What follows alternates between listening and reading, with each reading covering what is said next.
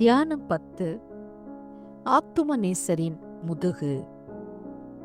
உழுகிறவர்கள் என் முதுகின் மேல் உழுது தங்கள் படைசால்களை நீளமாக்கினார்கள். அடிக்கிறவர்களுக்கு என் முதுகையும் ஒப்புக் கொடுத்தேன். இதோ எருசலேமுக்கு போகிறோம். மனுஷகுமாரன் பிரதான ஆசாரியரிடத்திலும் வேத பாரகரிடத்திலும் ஒப்புக் கொடுக்கப்படுவார். அவர்கள் அவரை பரியாசம் பண்ணவும், வாரினால் அடிக்கவும், சிலுவையில் அறையவும் புறஜாதியாரிடத்தில் ஒப்புக் கொடுப்பார்கள். பிலாத்து இயேசுவை பிடித்து வாரினால் அடிப்பித்தான். இந்த வேத பகுதிகள் சங்கீதம் 129:3, ஏசாயா 50:6, மத்தேயு 20:18-19, யோவான் 19:1 உள்ளன. போதனை.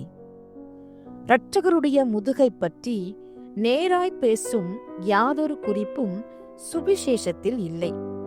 ஆனால் அவருடைய முதுகு பாடுகளுக்குட்படும் என்று சங்கீதக்காரனும் ஏசாயாவும் சொல்லும் தீர்க்க தரிசனங்களும் பரிசுத்த மத்தேயு, மாற்கு, யோவான் என்னும் 3 சுவிசேஷகரும் வாரால் அடிக்கப்பட்டார் என்று சொல்லும் வாசகங்களும் ஆத்துமநேசரின் முதுகை தெளிவாய் நமது கண்ணுக்கு கொண்டு வருகின்றன என்பது மெய். இயேசுவின் அவயவங்களில் மிகுதியான பாடுகளை அனுபவித்தது அவர் முதுகுதான் என்று சொல்ல வேண்டும். இரட்சகர் தம்மை அடிக்கிற ஆளையும் முறையையும் ஆயுதத்தையும் அடிக்கிற நேரத்தையும் அறியாதிருக்கும்படி துஷ்டர் முதுகை தங்கள் வருமத்தை தீர்க்கும் ஸ்தானமாக தெரிந்து கொண்டிருக்கிறார்கள். அதோடு கூட பிலாத்து அவரை கற்றூணில் கட்டி வைத்து 3 கவர் உள்ளதும் இருப்பு குண்டுகள் கட்டினதுமான மிலாரால் அடித்தான்.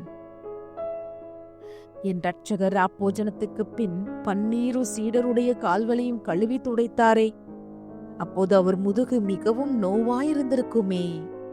கெத்செமனையில் முகங்குப்புற கிடக்கையில் சர்வலோகத்தின் பாவமும் தேவனுடைய நீதியுள்ள தண்டாயுதமும் அவர் முதுகில் ஏறி நசுக்கினதே, அப்போது அவர் முதுகு வேதனைப்பட்டிருக்குமே.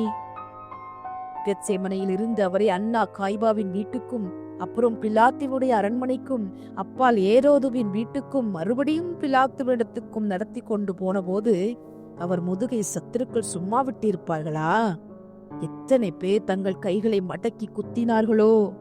எத்தனை பேர் தங்கள் தடிகளால் அல்லது ஈட்டிகளால், ஈட்டி, பட்டயம் இவைகளால், பிடியால் குத்தினார்களோ! அப்போது அவர் முதுகை எவ்வளவு வேதனை அனுபவித்திருக்கும்.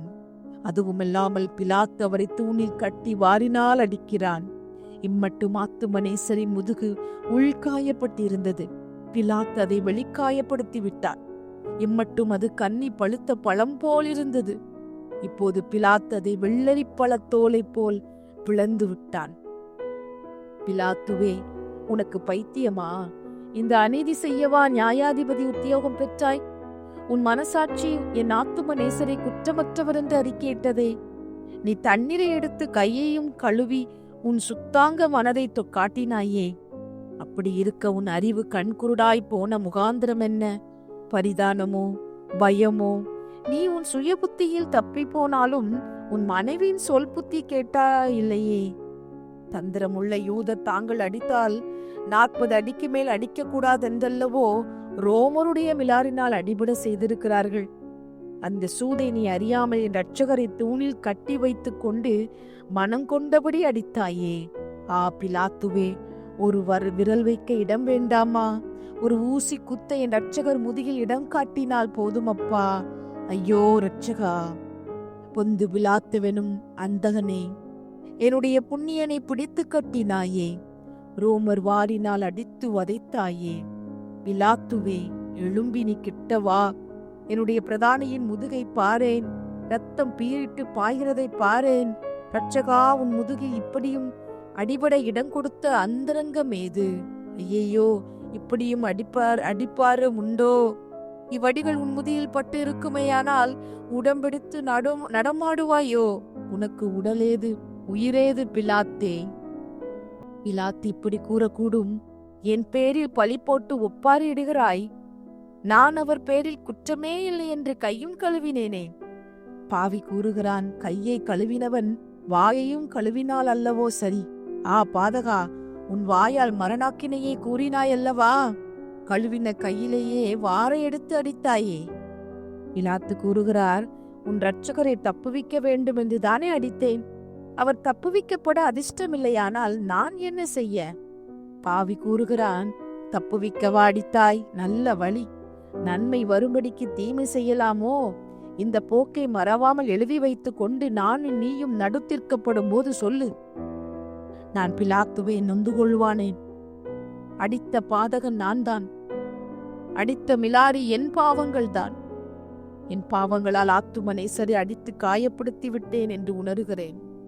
என் நிமித்தம் பட்ட அடிகளால் உமது முதுகு கொதிக்கிற ரணமாயும் உழுத நிலம் போலும் இருக்கிறதே. என்னம்மாய்த்தான் சகித்தீரோ இரட்சகா? அன்பினால் சகித்தேன் பாவியே, அன்பினால் சகித்தேன் பாவியே.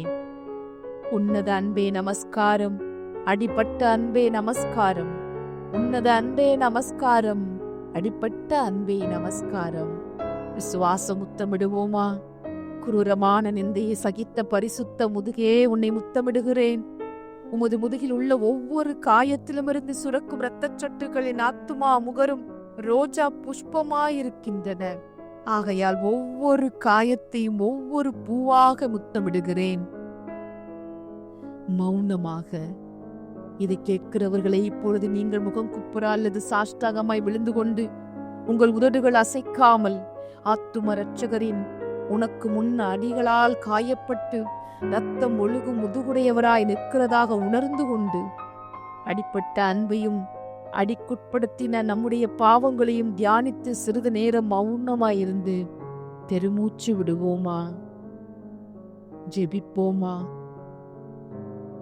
என் முன் இரத்தமயமான முதுகை காட்டிக் கொண்டிருக்கும் என் தெய்வீக இரட்சகா, அடியேன் உமது முதுகின் பின் முழங்காலில் நின்று செய்யும் விண்ணப்பத்துக்கு தயவாய் செவி கொடுத்தருளும்.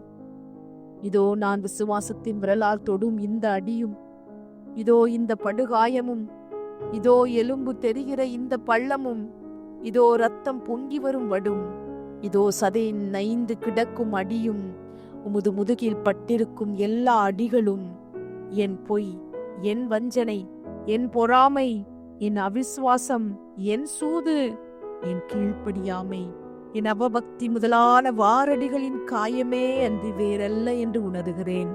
உம்மை அடித்தவன் நானே, உம்மை அடித்தவன் நானே, உம்மை அடித்தவன் நானே.